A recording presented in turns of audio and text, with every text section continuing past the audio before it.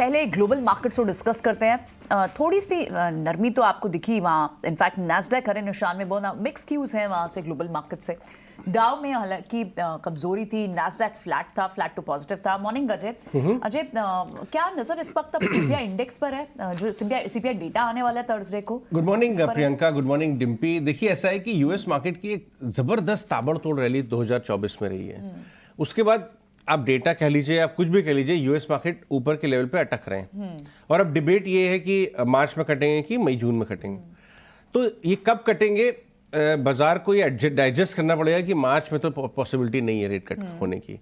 और इस वजह से बाजार अटका हुआ है। कोई बहुत 150, देखिए यूएस मार्केट को हम अपने निफ्टी बैंक निफ्टी की तरह ट्रैक नहीं कर सकते कि 50 पॉइंट ऊपर बंद हुआ तो उसका क्या मतलब है कि 150 पॉइंट नीचे बंद हुआ, कि अटक रहे हैं, ये बात फैक्ट है। सीपीआई डेटा में कितना वेरिएशन आता है बाजार की उम्मीद से, उसके हिसाब से रुचि तय होगी। सिमिलरली अगर आप टेक्निकल्स को ट्रैक करते हैं तो यूएस यील्ड्स और डॉलर इंडेक्स भी घटने के बाद एक रिबाउंड दे रहे हैं, उसे सेटल हो जाने दीजिए। आपको क्लियर ब्रेकआउट ट्रेंड मिलेगा यूएस मार्केट से, लेकिन बहुत ज़्यादा परेशान होने की बात नहीं है, ये बहुत ज़्यादा सोचने की बात नहीं है, क्योंकि यूएस मार्केट से हम बहुत ज़्यादा क्यूज ड्रॉ ही नहीं कर रहे हैं। हम यूएस मार्केट से विपरीत चल रहे हैं इस समय, तो बहुत ज़्यादा परेशान होने की बात नहीं है इस समय ग्लोबल मार्केट से। वहाँ पर भी अर्निंग शुरू हो जाएंगी, बैंक्स के नंबर्स शुरू हो जाएंगे इसी हफ्ते से, हमारे यहाँ आईटी के नंबर शुरू हो जाएंगे। और आप पहले उससे पहले वहाँ के बैंकिंग और फाइनेंशियल इंडेक्स को देखिए, यानी डाउ, वो थोड़ा सा सॉफ्ट है। तो क्या थोड़ा सा इससे भी क्यों? देखिए, यूएस के बैंक्स के रिजल्ट से इंडिया के बैंक्स के रिजल्ट या बैंक निफ्टी में कोई फर्क नहीं पड़ता है। सिर्फ एक हिस्सा है या दो हिस्सा कह लीजिए। यूएस में आईटी स्टॉक्स में अगर ऊपर नीचे होता है तो थोड़ा बहुत इंडिया स्टॉक्स रिस्पॉन्ड करते हैं, और डॉलर इंडेक्स से हमारे मेटल स्टॉक। बाकी इस समय ये बताना जरूरी है अपने व्यूअर्स को कि यूएस मार्केट से और इंडियन मार्केट का कोरिलेशन थोड़ा वीक चल रहा है, इसलिए ज्यादा रीड करने की बात नहीं है। ठीक है, चलिए तो इंडियन मार्केट्स को ही फर्दर रीड करते हैं, जहां पर सारे क्यूज मिल रहे हैं, क्योंकि हम फिर से उसी रेंज में अब आ गए हैं जहां हम कल सुबह की बात कर रहे थे। कल तो हमने एक गैप अप में निकाल दिया, लेकिन अब फिर से कल जो बंद हुआ है 21,500 के तो ऊपर क्लोज हुआ है, लेकिन आप गिफ्ट निफ्टी को भी देखें, थोड़ा सा सॉफ्ट है। देखिए, हम सपोर्ट लेवल पे आज खुलेंगे, लेकिन कल बहुत मजा आया, क्योंकि बाजार जो है कोई ऐसी बात नई नहीं कर रहा है जो बाजार को नहीं करनी चाहिए। बाजार का मतलब होता है वॉलेटिलिटी, और वॉलेटाइल है बाजार। तो ऐसा कुछ नहीं साहब, कोई बाजार जो है आपको रोज डेली के 5,000 रुपए 10,000 रुपए देने के लिए लायबिल नहीं है कि वन साइड आपको ट्रेंडिंग डे मिल जाए।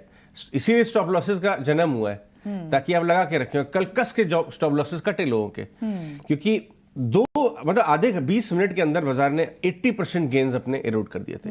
अगर आप निफ्टी को देखें, बैंक निफ्टी तो लाल निशान में चला गया था। और पॉइंट वही आता है कि कुछ बाजार के जो बड़े कंट्रीब्यूटर्स हैं, रिलायंस, एचडीएफसी, कल एक्सिस और एसबीआई भी उनका साथ दे रहे थे, उनके ना चलने की वजह से, इंक्रीमेंटल बाइंग ना होने की वजह से वन साइडेड आपको ट्रेंडिंग डेज नहीं मिल रहे। परसों मिला, लोगों ने कल भी होल्ड किए लॉन्ग, पता चला कट गए आपके स्टॉप लॉसेस। कल एक इंटरेस्टिंग बात ये हुई, जिसको मैं कहीं भगवान ना करे ट्रेंड बन जाए, लेकिन ध्यान देने लायक है, वो ये कि जब 1,000 करोड़ की सेलिंग आई एफआईएस की तरफ से, अभी तक पिछले 15-20 दिन, एक महीने से व्यू ये था कि जब जब एफआईए की बड़ी सेलिंग आती थी तो डीआईएस आपके हथेली लगाने के लिए चले आते थे। लेकिन कल जब एफआईए की बड़ी सेलिंग आई है तो डीआईएस की तरफ से कोई सपोर्ट नहीं था। ये ट्रेंड ना बन जाए, ये आपको मॉनिटर करने की जरूरत है। और इवन लॉन्ग पोजीशन भी 1-1.5% घटी ही है, तो थोड़ा इंडेक्स ट्रेडर्स के लिए अभी भी दिक्कत बनी हुई है। बड़ी पॉइंट ये है कि अभी भी रेंज में 21,500, 21,800, 21,750, 800 का जोन क्रॉस नहीं करता है। बहुत भीषण तरीके से 21,500 के नीचे घटता नहीं है। इसीलिए हमने आज की जो ट्रेडिंग स्ट्रेटेजी वही रखी है, ये 40-50 पॉइंट के गैप डाउन को तुरंत ना खरीदें। इंट्राडे आपको और ये 21,500 के नीचे जाएगा, वहां पे आपको लेने की चेष्टा बिल्कुल करनी चाहिए। और सिमिलरली 300-400 पॉइंट ऑलरेडी घट गया है टॉप से बैंक निफ्टी, यहां से थोड़ा सा इंट्राडे आपको नरम और मिलता है, लेने का ध्यान बनाना चाहिए, क्योंकि बाजार में आउटराइट कोई बहुत ज्यादा वीकनेस नहीं आई है। बैंक निफ्टी वो लेके आइए आप, small cap mid cap BSE 100 वो लेके आइए intraday. Small cap mid cap BSE 100 को अगर आप देखेंगे तो उतनी तेजी से नहीं घटा है वन साइडेड, इनफैक्ट नीचे से रिबाउंड करता है। लोगों को अभी भी मूड है यहाँ पे माल लेने का। अर्निंग सीजन आ रहा है, आईटी वगैरह में ध्यान बनाएंगे तो हम आपको पहले से ही दिलवा रहे हैं, लेकिन स्टॉक स्पेसिफिक काम पे ज़्यादा ध्यान लगाइए।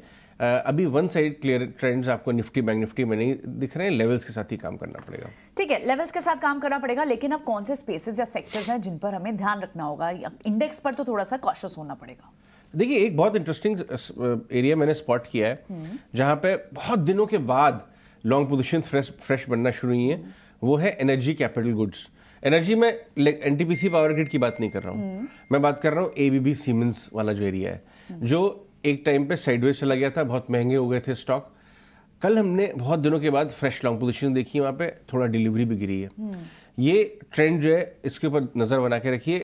ऐसा लग रहा है कि फ्रेश पोजीशनिंग बड़े कैपिटल गुड स्टॉक्स में हो रही है। और जेएसडब्ल्यू एनर्जी यस, कल भागा बहुत बड़ा ब्रेकआउट आया, 8% की तेजी दिखी जो इसने अपना प्रीवियस जो है वही इस जोन से 420 430 के जोन से वापस आ जाता था, आजकल इसने ये क्रॉस कर लिया है। आपको नज़र बना के रखनी चाहिए, ये एक नई टेरिटरी में घुस रहा है। तो ये जो बड़े कैपिटल गुड्स और एनर्जी में सिर्फ एक पर्टिकुलर स्टॉक, बाकी सब तो आपको पता है, उसमें हमें कुछ आपको बताने की जरूरत नहीं है कहाँ पे काम हो रहा है, बट इस वाले पर्टिकुलर स्टॉक पे नज़र बना के रखिए।